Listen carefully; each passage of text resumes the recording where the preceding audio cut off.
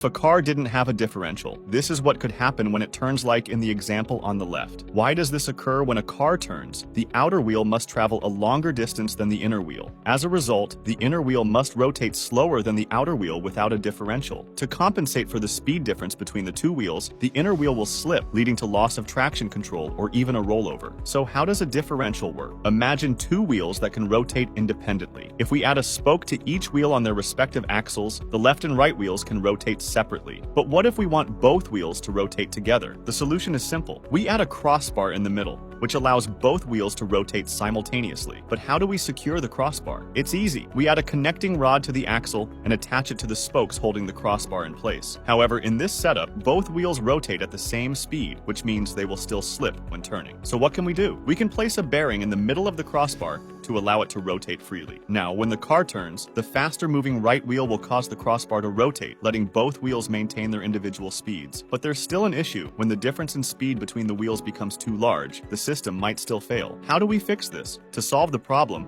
we can add more crossbars to ensure power is consistently transferred to the wheels, even if one wheel isn't rotating. However, this method still isn't ideal because it causes power loss and interruption. So to improve efficiency, we increase the number of crossbars, making the system denser. In reality, the differential in a car works based on this principle. But instead of crossbars, gears are used, and the system is much more refined. Let's take a closer look at how the modern system works. First, the engine's power is transmitted through a small gear at the end of the drive shaft to a ring gear. The ring gear is connected to a planetary gear, which not only revolves around the ring gear, but also rotates on its own when external force is applied. The planetary gear meshes with two side gears, which are connected to the two-wheel axles. The engine's power flows from the drive shafts, small gear to the ring gear, then to the planetary gear, and finally to the side gears, which then power the wheels for better power transfer. There's actually a second planetary gear opposite the first one. Now let's visualize how the differential works. When the car drives straight, only the small gear connected to the drive shaft and the ring gear rotate,